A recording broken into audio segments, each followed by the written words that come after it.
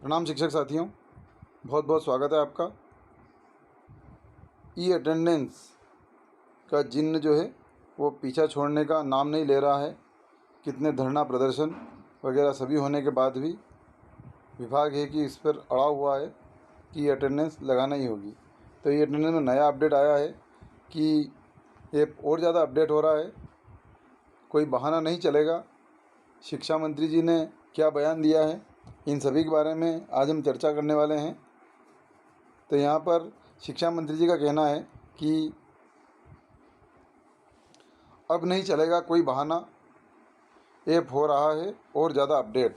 यहाँ पर शिक्षा मंत्री जी ने कहा है कि 60% लोग तो अटेंडेंस लगाने के समर्थन में हैं, लेकिन कुछ लोग उन्हें रोक रहे हैं। तो यहाँ पर अब कोई बहाना नहीं चलेगा, ऐप को और ज़्यादा अपडेट किया जा रहा है। क्या क्या अपडेट किया जा रहा है उसके बारे में क्या बयान दिया है, बताया गया है कि ऐप और ज़्यादा अपडेट हो रहा है। मंत्री जी का कहना है कि ऑनलाइन हाजिरी के लिए शिक्षा विभाग अपनी नीति बदल रहा है। क्या नीति बदल रहा है उसके बारे में कहा गया है कि परिस्थितिवश यदि शिक्षक समय पर विद्यालय नहीं पहुंच पाए तो उन्हें राहत मिलेगी। किस प्रकार से राहत मिलेगी इसके बारे में उन्होंने बताया है कि यदि कोई ऐसी परिस्थिति हो जाती है कि समय पर नहीं पहुंच पाते हैं तो उनको उनका स्पष्ट कारण बताने के बाद उसमें राहत दी जाएगी।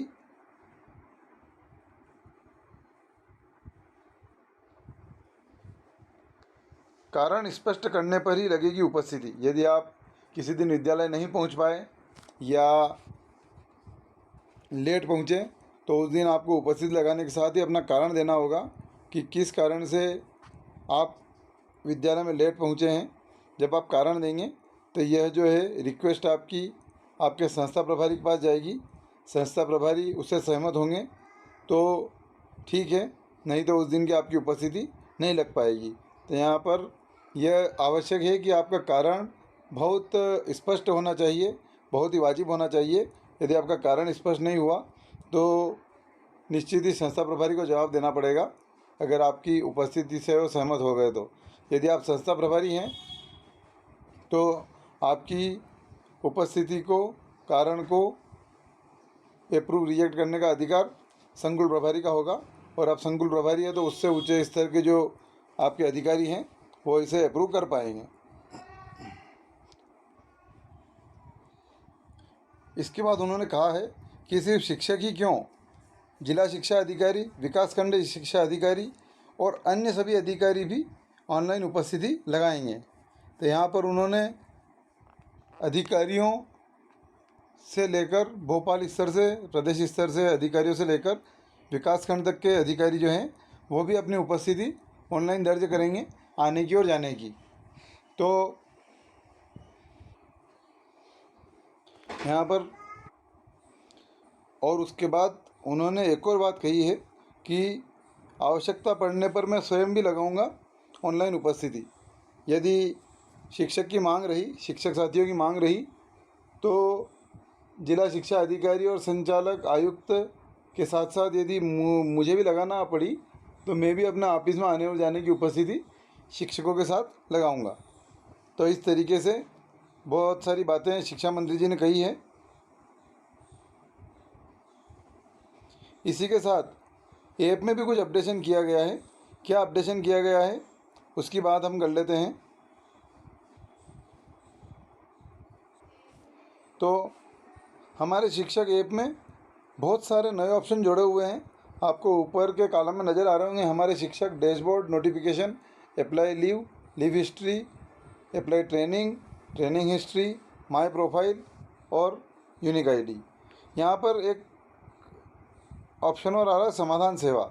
समाधान सेवा पर जब हम क्लिक कर रहे हैं तो यहाँ पर बहुत सारे ऑप्शन नए खोले हैं, नए अपडेट किए हैं विभाग के द्वारा। देखते हैं। तो समाधान सेवा पर क्लिक करने पर हमें मालूम पड़ रहा है कि यहाँ पर KYC संबंधी सत्यापन जो है वह नया जुड़ा हुआ है।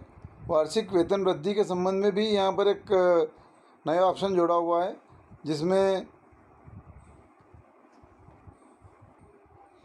वार्षिक वेतन वृद्धि से संबंधित कोई समस्या या कब लगने वाली है उसके बारे में हम यहाँ पर अपना रिव्यू डाल सकते हैं, अपना शिकायत डाल सकते हैं और उसकी जानकारी देख सकते हैं।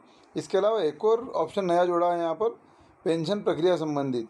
यदि आपकी सेवा में 3 वर्ष शेष है तो क्या आप अपनी पेंशन संबंधी प्रक्रिया शुरू कर दी है? यदि कर दी है और नहीं की है तो यहाँ से इसका वीडियो लिंक भी दिया हुआ है जो अभी चालू नहीं है गिव इनपुट में।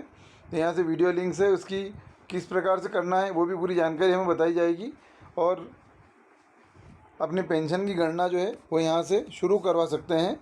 यदि नहीं हुई है तो करा सकते हैं, यदि हो गई है तो इसमें इनपुट दे सकते हैं और नई नई जानकारी यहाँ से प्राप्त की जा सकती है। उसके बाद यहाँ पर ऑप्शन में पूरा दिन और सुबह पहले आ रहा था, अब दोपहर भी आ गया है, ऑन ड्यूटी भी आ गया है और रात भी आ गया है। यदि किसी साथी को फुल डे की ड्यूटी है, प्राचार्य हैं 1 से 12 के 2 शिफ्ट में स्कूल लगता है तो पूरा दिन की ड्यूटी है, या मॉर्निंग शिफ्ट में स्कूल लगता है या दोपहर की शिफ्ट में लगता है। ये 3 बात हो गई। उसके बाद चौथी हो गई ऑन ड्यूटी की। यदि आप ऑन ड्यूटी में किसी अन्य स्थान पर हैं तो यह ऑप्शन पहले नहीं था कि किसी विकासखंड स्तर पर कोई ट्रेनिंग है या कोई शिविर का आयोजन है या और अन्य कोई कार्य है जो ऑन ड्यूटी में आते हैं, संकुल पे कोई बैठक है तो वो ऑन ड्यूटी का ऑप्शन यहाँ पे जोड़ा हुआ है। और एक और ऑप्शन नया जोड़ा नाइट का। नाइट से मतलब है किसी की नाइट ड्यूटी अगर है, क्योंकि यहाँ पर यह कहा गया है कि अधिकारी से लगाकर चतुर्थ श्रेणी तक सभी लोग इसमें उपस्थिति लगाएंगे। तो यदि किसी की नाइट ड्यूटी स्कूल में होती है तो वह व्यक्ति भी यहाँ पर अपनी उपस्थिति लगाएगा और आने की भी उपस्थिति लगाएगा और जाने की भी उपस्थिति लगाएगा। तो यहाँ पर इसको कहा जा रहा है कि इसको वेतन शाखा से जोड़ा गया है। जितने आप उपस्थिति लगाएंगे उतने ही दिन का आपका वेतन यहाँ पर आहरण होगा। हालांकि शिक्षकों का बहुत ज़्यादा इसमें विरोध और बहुत ज़्यादा इसमें समस्याएं अभी भी बनी हुई है। हो सकता है कि इन सभी समस्याओं को विभाग पूरा कर दे और इन सभी समस्याओं का समाधान करने के बाद सभी विभागों में इस प्रक्रिया को एक साथ शुरू करें और मोबाइल से अटेंडेंस लगाने के बजाय अंगूठे से उपस्थिति लगाने वाली मशीनें सभी ऑफिसों में लगाए तो निश्चित ही सभी लोग यहाँ पर उपस्थिति लगाने के लिए तैयार हो जाएंगे। यहाँ पर एक पेपर की कटिंग में हमारे पास है। अब नहीं चलेगा कोई बहाना, प्रशिक्षण के बाद ई अटेंडेंस लगाना होगा अनिवार्य। अब तक महज 3% लोग लगा रहे हैं हाजिरी। प्रदेश के शिक्षकों के सामने ई अटेंडेंस ऐप को लेकर कई तरह की समस्या सामने आई है।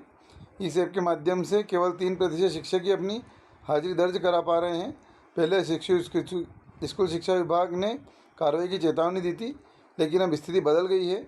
विभाग ने शिक्षक समुदाय की समस्याओं को समझते हुए सुधारात्मक कठोर कदम उठाने की योजना बनाई है। इसके तहत 28 जुलाई तक तकनीकी प्रशिक्षण प्रदान किया जाएगा ताकि इस शिक्षक इस ऐप का सही से उपयोग कर सके। नीचे लिखा हुआ है प्रशिक्षण के बाद नहीं चलेगा कोई बहाना। शिक्षा विभाग इस प्रशिक्षण के माध्यम से सभी शिक्षकों को तकनीकी ज्ञान देने जा रहा है। एक बार प्रशिक्षण का ज्ञान मिल जाने के बाद शिक्षक यह बहाना नहीं बना सकेंगे कि उन्हें ई अटेंडेंस लगाना नहीं आता है। प्रशिक्षण के बाद भी इस नए तरीके से हाजिरी लगाने वाले शिक्षकों के विरुद्ध कार्रवाई की जा सकती है। यहाँ पर एक और इसमें लिखा हुआ है ई अटेंडेंस नहीं लगाने वाले चिंता में। शिक्षा विभाग अब शिक्षकों को ई अटेंडेंस के लिए प्रशिक्षण देने जा रहा है, लेकिन इस प्रशिक्षण से पहले अब तक ई अटेंडेंस नहीं लगाने वाले शिक्षक परेशान हैं। उनकी परेशानी का कारण विभाग का वो आदेश है जिसमें ई अटेंडेंस नहीं लगाने वाले शिक्षकों को गैर हाजिर मानना है। प्रदेश में केवल 3% शिक्षक ही अभी तक अपनी अटेंडेंस लगा रहे हैं। ऐसे में अधिकांश शिक्षक वेतन कटौती के दायरे में आ जाएंगे। शिक्षकों की चिंता है कि क्या उन्हें गैर हाजिर माना जाएगा या उन्हें पूरा वेतन दिया जाएगा।